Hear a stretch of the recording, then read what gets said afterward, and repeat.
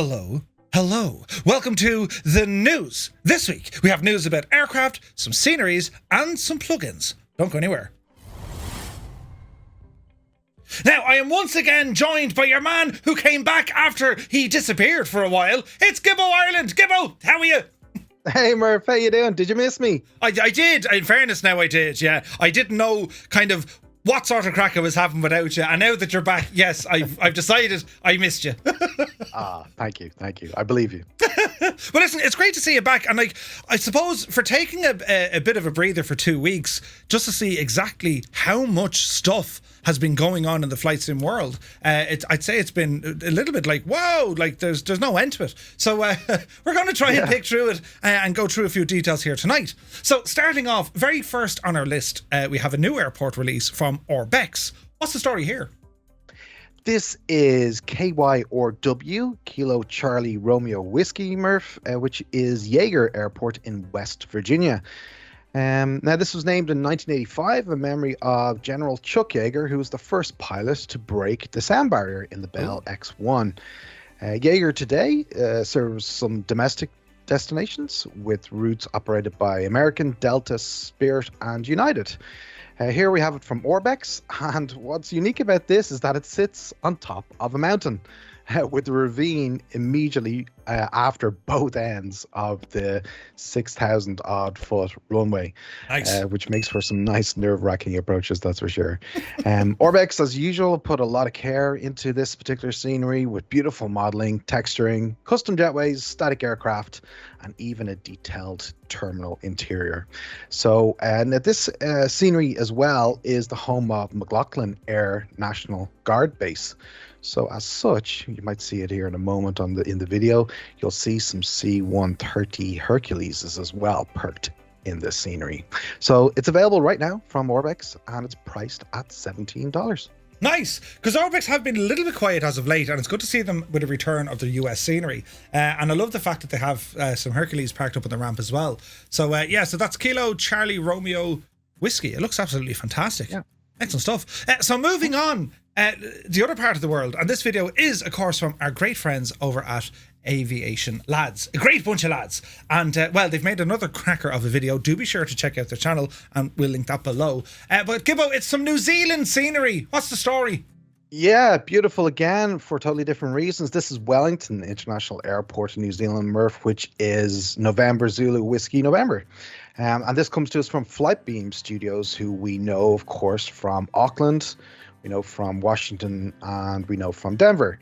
And they're back now with, this recreation of the third busiest airport in New Zealand, Wellington. This, as you can see from the video here, it has to be one of the most picturesque, settings ever. It's surrounded by hills. You've got the waters of the Pacific Ocean, and New Zealand in general is one of the most scenic countries in the world, that's for sure. Again, here you've got some highly realistic and detailed textures that are throughout. There's some beautifully textured buildings, structures, and objects all over the airport, actually, including ground textures and markings, just to really add to the overall visuals, which truly are top notch. Mm-hmm. Flightbeam have also modeled the immediate surroundings and POIs as well, so that scenery blends nicely into the area. Nice. Got, again, custom static aircraft, realistic night lighting, and lots more.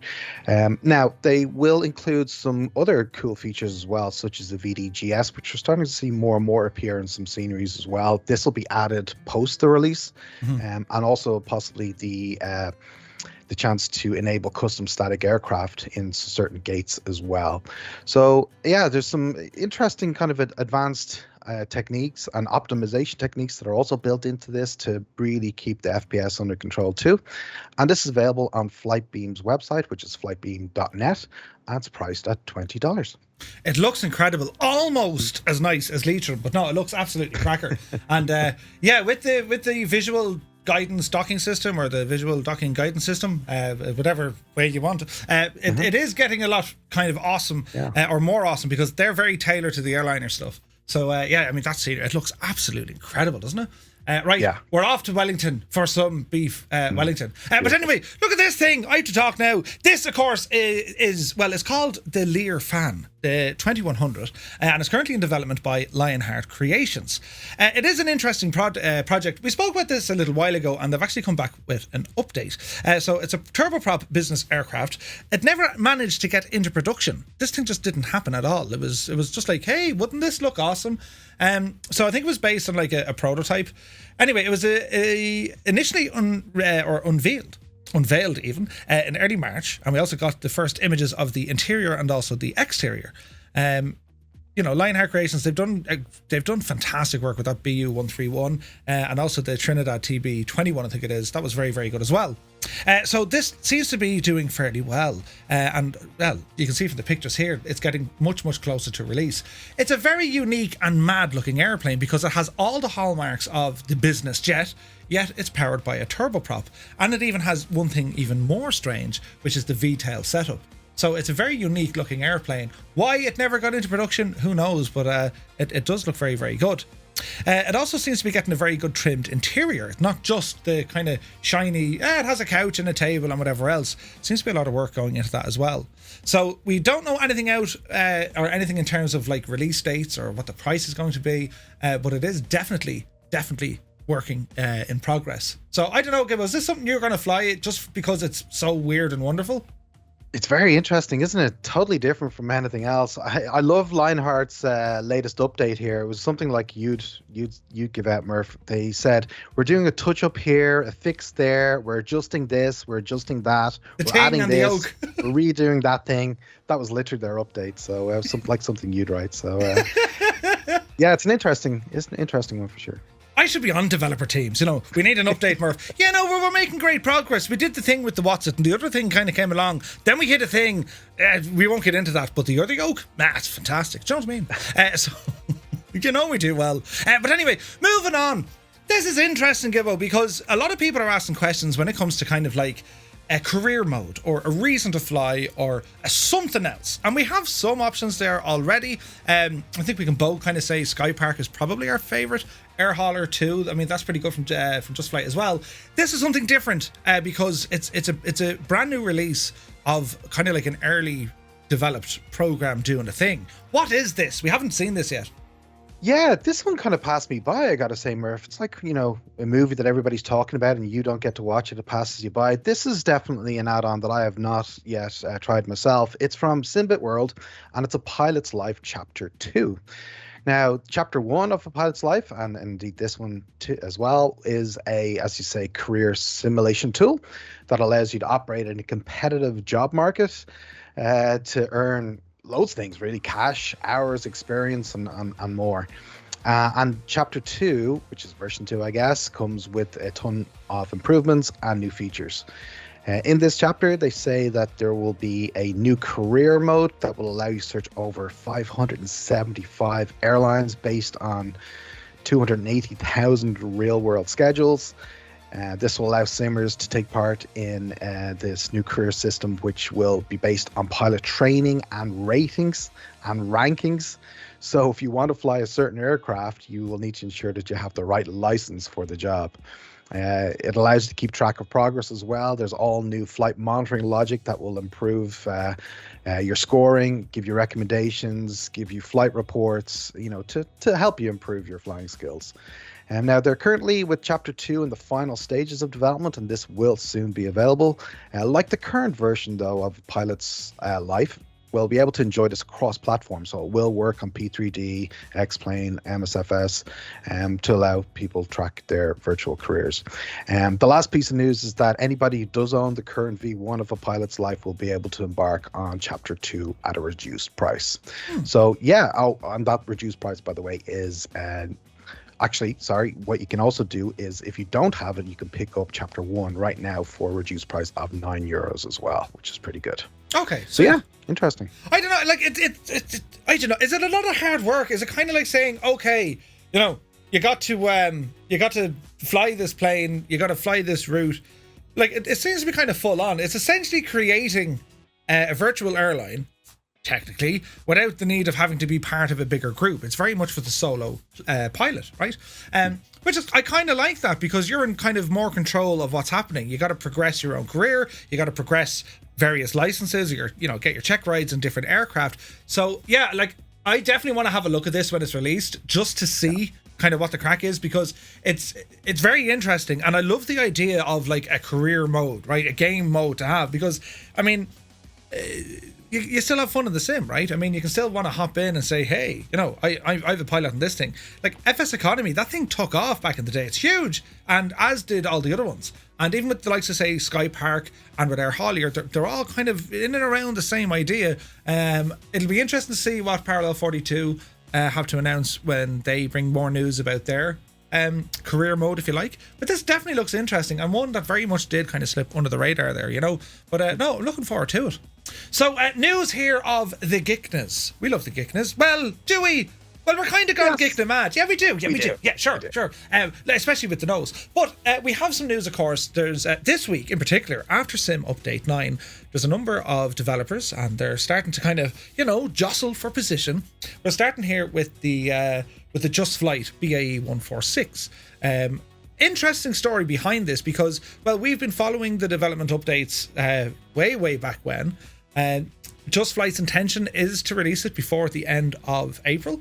And they originally cited a price of, I think, $80 or $89, thus making it the most expensive add-on currently available. They then had a scratch of the head and, a scratch of the chin to say, no, that's not going to work. They've reduced the price, which was interesting. So I'm looking forward to kind of seeing what's going to happen with this. The reduced price of what they said was going to be £49.99, or that's $59.95 euros, or about $65. So they have reduced the price on it, and I'm expecting this to come out probably, it has to come out Friday, right? Friday or Saturday. This is going to be a fantastic plane, because it's so demanding, if you like, from the pilot. In terms of systems being automated, it doesn't really have them. Like, you have multiple switches just to do one thing, and that's what I kind of like about it. Plus, because it is so small, it has fantastic capabilities getting into some of the more difficult airports, right? And a lot of the, London City was famous for these things, as was Dublin, actually. There was a lot of these used in Dublin. So I'm looking forward to this immensely, which is the 146. But also then we had news from Leonardo, and well, the Mad Dog, it's a great name for a plane, but the Mad Dog, they have announced that they're going to release that aircraft this coming Saturday, which is huge news, because now we're going to have, potentially, we're going to have the 146, we're going to have an MD-80, PMDG are still kind of jostling just to get the last couple of, boxes checked, because they have a couple of issues. I'm sure you guys have been checking out Fabio and Chewy with that. And then also, the Phoenix camp, there's no one saying nothing over there. So I wonder what's happening there. Are they kind of waiting for everyone else to say, what do they do? Oh yeah, we better add that in. It's interesting. So, well, the Mad Dog, waiting to hear this now. The pricing is also a little bit mad, because it's €75 plus tax, which is around $80 for the US flyers. Now, they are saying it is by far their best invention in the history of all the things that Leonardo have created. Do you know what I mean? They've been really able to utilize a lot of new things with Microsoft Flight Sim, even though a lot of people are saying, is it not just a port? I don't believe so. So the MD-80, it's a phenomenal airplane, beautiful machine. We don't see them too often over this side of the pond. Very, very popular in the United States. So yeah, there's lots of aircraft on the way out, especially with the airliners, and it's just pure exciting. Like, are these on your shopping list, Gibbo? Are you going to be picking these up? Yeah, very much so. They're on my shopping list. Now, here's the thing, though. The 7.3 looks incredible. The 146 looks incredible. I have a sneaking suspicion that the MD-80 might be actually the one to watch. And that sounds crazy, but here's the justification for that, is that we've seen examples, Twin Otter, of overhype. And there's so much hype with the 737, perhaps to a lesser degree the 146. There's not any for the MD-80, and Leonardo's have been very much under the radar here, with keeping their cards close to their chest as far as the work that's been ongoing with the MD80. It's been a low key beta. There's been very simple announcements in terms of what's to be expected, and I think the last update that we heard from them was that some things that they expected would be subsequent to the first release are actually now included in the first release, including the EFB, including the improved 3D passenger cabins, and more. So while it is expensive, and that is expensive for sure, it might be the one to watch. I think the MD80 and the 146 have to come out this week. They just have to, to get ahead, I suppose, of the 737, which is also imminent. So, yeah, this could be the one to watch. I'm looking forward to getting my hands on it. Nice, exciting times ahead for sure. So moving on.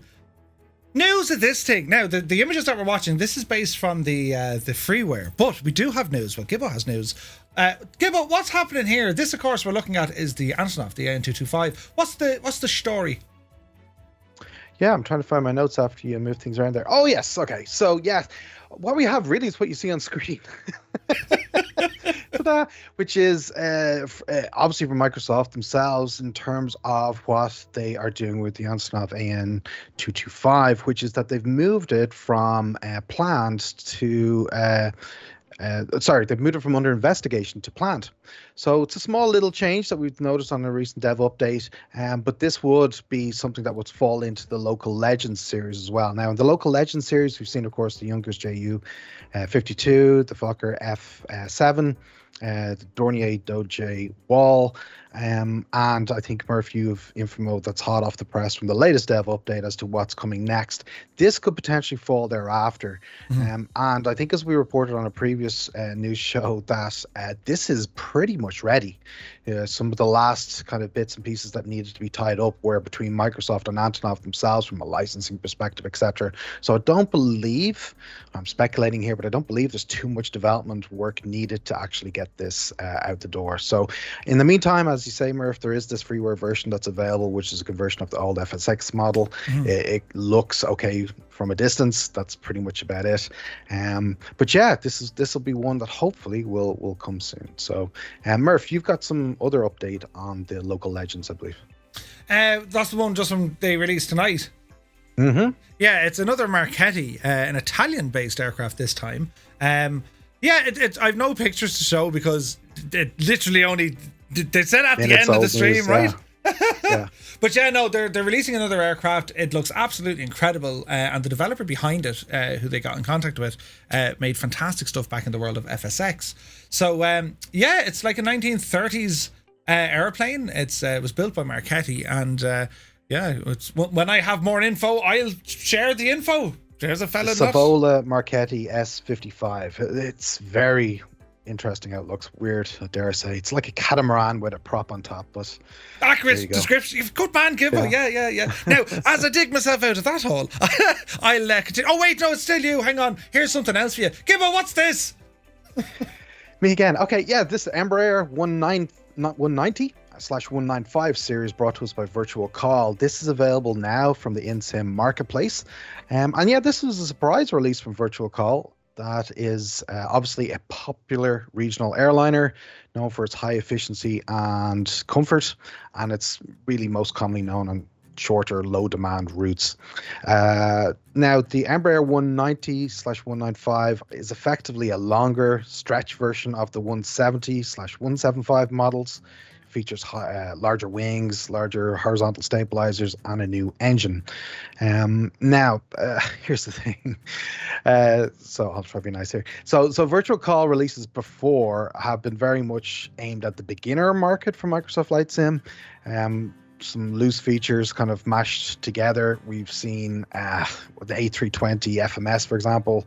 We've seen the CJ4's PFD, and we've seen other bits and pieces that we've seen in other aircraft kind of thrown in as well.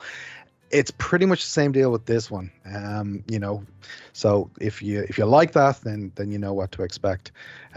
They do give a long list of liveries representing most, if not all, of the current operators.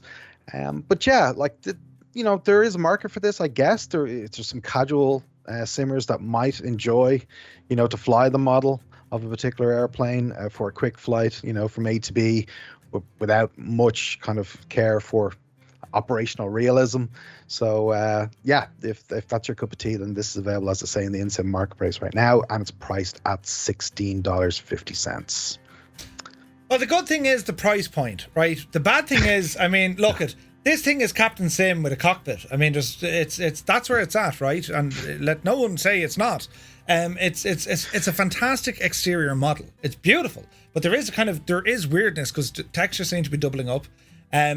As far as the internal goes and the flight deck and the systems and whatever else, I don't know. And like I kind of said this before, like I don't want this in our sim. It's like, go there, find something else, find a mobile device and sell it to young lads, and it'll also pop balloons and it'll do. You can upgrade it, give it a pair of socks and give it a new dance move or something. Do you know what I mean? It's that sort of stuff. Like this sort of development, and like it's not to say they don't put work into it. They do, but like release it as an ongoing project, or maybe say, look, be more open about things, right? Is there an appetite to sell these aircraft in our sim? You know what I'm saying? Like just to say, well, it might look good, but that's it. What's the point? Like, I mean, yeah, you can say, there's an arcade thing there, but like, what are we doing? Do you know what I mean? The next generation of simulators, people trying to appeal to say, I mean, look at the other end of the spectrum. Look at that 737. Look at, Just Flight's fleet. That's like incredible stuff. And they've made them fun to fly. This stuff is somewhere like, unless you really like it. You know what I'm saying? So, get out and walk, will you? Say how you feel, Murph. Yeah, do you know what I'm saying? It's just, I don't have time for that stuff. Like, it's nice and all. It looks great, but like, you know what I'm saying? Do you want to see me in makeup? I look nice as well. But anyway, come here, we'll move on, right? Yes, please. The Sia Marchetti, the SF260. This is an airplane very close to my heart. Well, because the Irish Air Corps operated one of these. And, a number of these. The Marchetti Warrior. Now, there was news many eons ago that Jay Roland was going to be developing this for Microsoft Flight Simulator, right? However, we all know what's happening over in the X-Plane camp. I imagine Jay Roland is very busy developing aircraft for that platform. So we do have word here that Sim Skunk Works are going to be working on this project, and they've done a cracker number of airplanes so far. So when it comes with this, this is going to be a very close competitor, I think, to what Azure Poly are doing. They're working on the Cicada TB30 at the moment. So these are very, very, very similar aircraft. The Marchetti, you see side by side. In the Cicada, it's what do they call it, tandem? Different kind of seating, but in terms of performance, they're pretty much the same, right? This aircraft, it was an aerobatic capable airplane, sleek lines, sporty performance. And there's still a number of these flying in the world today. They're a phenomenal little airplane. One of the best ones I've seen was the X-Plane 11 version of this very aircraft from Jay Roland. It was amazing. And it was coded together with sim coders, I think, or reality expansion. And it was just brilliant, right? I mean, that thing was like groundbreaking at the time. So this is currently in development. I don't have a release date yet, but the good news is it's, this might maybe get Jay Roland to say, oh yeah, I was like 50 or 60% of the way there, we might have to do it.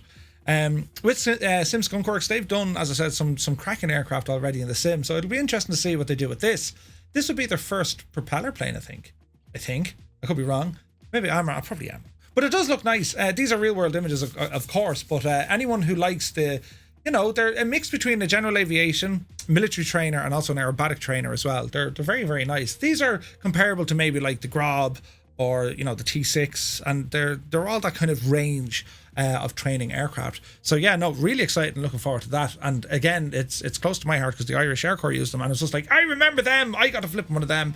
And it's pretty nice. What do you think about? Is this like one for your hangar if it comes out? Yeah, we'll see. We'll see how the development comes along. It's very early days, as you say, Murph. There's not even initial images from Sim Skunk Works. That's why we're using these in real life ones. So yeah, we'll see how it comes along and how it's looking, and might think about it. Yeah. No, good stuff. Right, moving on. FS Academy. We all know about FS Academy because, well, we've been working on the FS Academy VFR lessons every Monday night. Do be sure to check out the live stream every Monday, Wednesday, and Friday twitch.tv/Two-Tone Murphy, because it's a shameless plug, and that's what we do. But anyway, they have released their newest expansion, which is called Navigator. It essentially puts you into a tutorial-based system. There are 12 missions, and these are fantastic because they work both on the Xbox and on the PC, and you can 100% fly these in VR. You don't need anything else. You can just fly these in VR. They come with a very comprehensive ground school manual as well. Number of different lessons. It takes you anything from navigation, cross-country, how to deal with wind and the effect of wind and aiming off. There's a lot of stuff going on here, and the developer is a real world pilot, and he's there as your flight instructor essentially as you're flying along, and they'll be chatting to you, telling you what to do and how not to do it. More to the point. Now, as I said, we've been using this on Monday nights. We've been doing the VF4 lessons, and it's good. There's a couple of quirks with it. You got to iron them out, but by and large, I'm really enjoying it. And I know, Gibbo, you've used the Airliner one. And that pointed out one or two. Oh yeah, we can try that. So I think there is a lot of scope for these. There just is. It's available now anyway through their own website, also through Orbex or Aerosoft.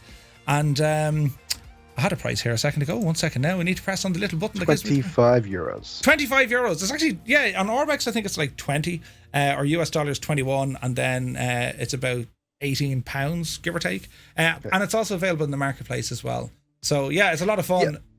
The only thing I'd add here, Murph, is that in my experience, I've played with it. You can see here some recordings that I made of this particular one, Navigator. It does seem to build on top of the VF4 Academy that you're currently going through on a Monday night. So it is more advanced. It does seem certainly to build on top of it. There's no duplications of the VF4 Academy. So if you're starting off, it does make sense to go with the VF4 Academy first and then this one, Navigator. It does kind of bring up the level of info, the level of pressure, the level of variety, the level of scenarios as well, and even indeed the landmarks that you get to see along the way. So it's definitely one that I'm enjoying. Nice. And are you feeling that it's benefiting you when you go to fly in the sim then? Like, are you more confident now trying new things? Yeah, for sure. Like you pick up some bad habits as well. It's like driving a car, isn't it? That you,